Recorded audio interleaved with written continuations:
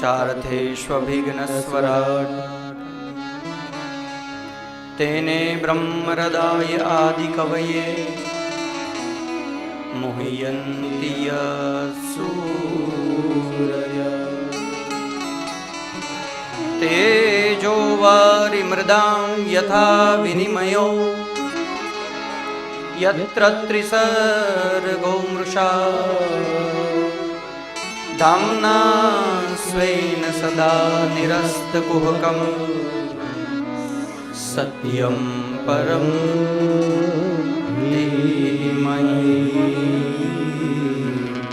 सत्यं परं धीमहि।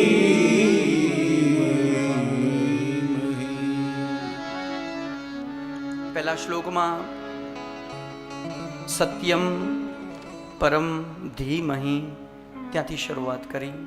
भागवतजी नो पहलो श्लोक।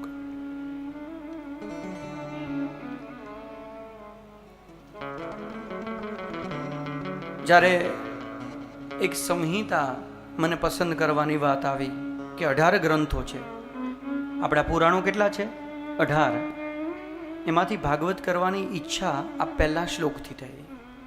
ત્યાં રામાયણમાં સ્પષ્ટ, તુલસીનો તો બહુ સ્પષ્ટ મત છે. देखो भाव भी कितने बढ़िया होते हैं.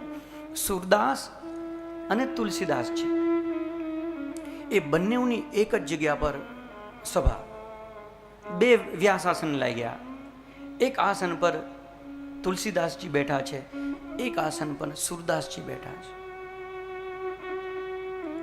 અને જનમેદની મહારાજ આવા વ્યક્તિત્વ બેઠું હોય ત્યારે પબ્લિક કેટલું હોય. એમાં કોઈએ કહ્યું કે આ બાજુમાં હાથી ગાંડો થયો છે અને હાથી પંડાલની બાજુ આવે છે. મહારાજ બધા જ ભાગ્યા, એકદમ સબ ભાગે. સબ તો ભાગે લેકિન સુરદાસજી ભાગે, સુરદાસજી પણ ભાગ્યા, બધા જ ભાગ્યા. ઘટના એસી હુઈ કે થોડી વાર પછી કીધું કોઈએ કે પેલો હાથી ગાંડો થયો તો એ પંડાલ બાજુ આવતો હતો, પણ એને પોતાની દિશા જે છે એ બદલી નાખી છે, એ હવે બીજે ક્યાંય જાય છે. બધાને ખબર પડી. પાછા બધા ધીમે ધીમે ધીમે બધા આવ્યા અને સુરદાસજી આવ્યા અને તુલસીદાસજીની ઠીક બાજુમાં એમનું પણ વ્યાસાસન હતું.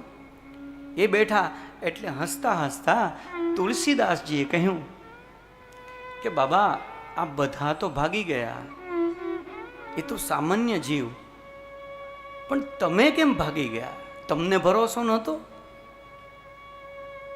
તમે કેમ દોડીને ભાગી ગયા? હું તો અહીંયા જ બેઠો છું.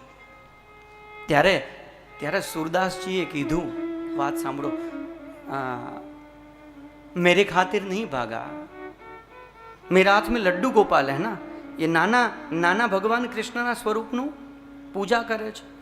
તો એ કે તુલસીદાસજી તમારા તો ધનુર્ધારી છે, અગર ઓલો ગાંડો હાથી આવે ને તો એ બાણથી એને તો ઉડાવી દે, પણ મારું તો બહુ નાનું સ્વરૂપ છે, એને ક્યાંય ચોટ લાગી ગઈ તો હું મારા માટે નહોતો ભાગ્યો, હું આના માટે ભાગ્યો હતો. રડતી આંખોએ કીધું, मैं स्वयं के लिए नहीं भागा, मेरे लड्डू गोपाल को कुछ न हो जाए. इसलिए यहां पर सत्यम परम धीमहि, वहां तो स्पष्ट तुलसी ने बड़ी स्पष्टता की है, राम नामना भगवान ने हूँ प्रणाम करूँ છું. પણ અહીંયા કોઈ નામ નથી લીધું. સત્યમ परम धीमहि, જે સત્ય સ્વરૂપ છે शिव है और शिव ही सुंदर है. सुंदर हम और आप नहीं, शिव जी सुंदर है. वो शिव जी यहाँ बैठे हैं, इसलिए ये शरीर सुंदर लग रहा है. 30 सेकंड में मैं साबिती दे रहा हूँ. તમે જેની સાથે જીવો છો, જેની સાથે એક જ ઘરમાં એક જ બેડરૂમ જેની સાથે શેર કરો છો 40-50 વર્ષ, એની અંદરથી આ શિવ તત્વ નીકળી જાય. કોઈ માણસને તમે જુઓ, એના શરીરથી પ્રાણ નીકળી જાય ને પછી એ કુરૂપ બની જાય. આપણે દેખાય સત્યમ શિવમ સુંદરમ, सत्यम शिवम सुंदरम. किसी के देह को देखिए, प्राण चले जाने के बाद कुछ ही समय में ये शरीर बहुत कदरूप था, એનું રૂપ જતું રહે. અને પછી જેની સાથે 40-50 વર્ષ એક રૂમ બેડરૂમ શેર કર્યો છે, એ જ બોડી સાથે ભગવાન નથી, એ પછી 5 દિવસ રહી જુઓ, એ ભયાવહ લાગશે, એ ડરામણું લાગશે महाराज। इसलिए वास्तव में सुंदर हम नहीं, हम में बैठा हुआ परमात्मा सुंदर है, और वो परमात्मा है, उसके कारण जगत की सारी चीजें सुंदर लग रही है महाराज। इसलिए सत्यम परम धीमहि, ये भगवान ने प्रणाम करूं छू। क्या भगवान ने? बोले जे भगवान थी आ जगत उत्पन्न थयुं छे। क्या भगवान ने? जे भगवान थी आ जगत उत्पन्न थयुं छे, जे भगवान आ जगतનું પાલન કરી રહ્યો છે, અને જે ભગવાન પોતામાં જ પાછો એ જીવને સમાહિત કરે છે। અહીંયા એક તેજો વારી મૃદામ, બીજી લાઈન આ શ્લોકની, तेजो वारी मृदाम यथा विनिमयो। हाँ, शास्त्र सुन कर से मैंने कहा ना, ये सुनने के बाद राम यहाँ आ सकता, शक्यता है। हाँ, लेकिन उसको याद रखे, उसका मनन करे, उसको चिंतन करे, उसको स्मरण में रखे तो।